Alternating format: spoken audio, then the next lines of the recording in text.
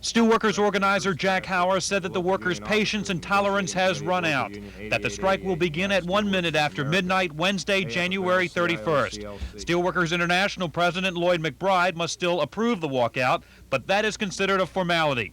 The only other way the strike could be avoided, said Hauer, is if someone in the government convinces the company to change its stance. They have until January 31st to try to make someone in that company come to their senses and realize the impact that this strike may have, the one that they're going to cause, the company is causing it, and they're going to have to realize that it's either got to be done by the 31st or it's not going to be done at all. But the company does not appear willing to budge. Well, our position remains unchanged. Regardless of whether or not the steelworkers strike, we'll still be in federal court the week of March 5. We intend to keep the shipyard open, fulfill our obligations to both our customers and our employees. But the steelworkers contend that upwards of 90% of the yard's 17,000 blue-collar workers will honor the strike. It's the ones who don't who could provoke violence.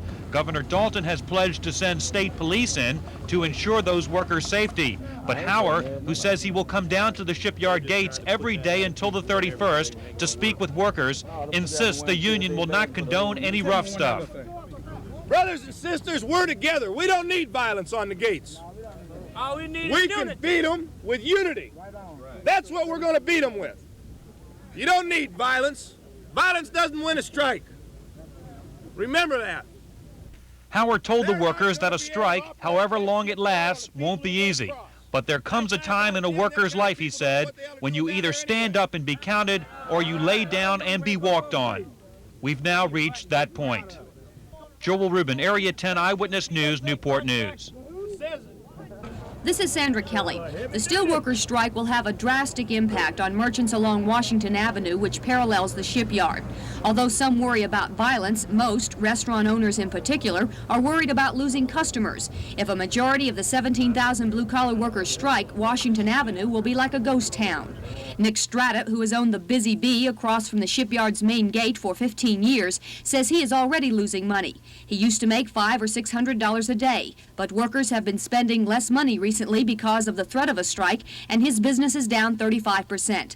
But Nick Strata isn't sure if he will close down when the strike comes. Well, when the strike comes down, I'm going to try the first week to stay open, see how things going to be going.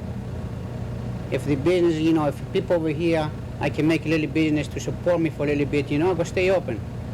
Down the street at the Art Barber Shop, its owner for 27 years, Henry Price, says he will stay open no matter what. The overhead goes on anyway. The rent, is the same on Sunday as it is on Monday.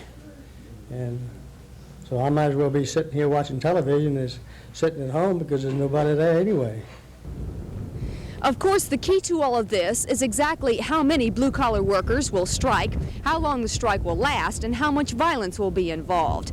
Until that is determined, these merchants are simply taking a wait-and-see attitude. Their futures will be determined on January 31st when the steelworkers walk off the job. Sandra Kelly, Area 10 Eyewitness News, reporting from Newport News.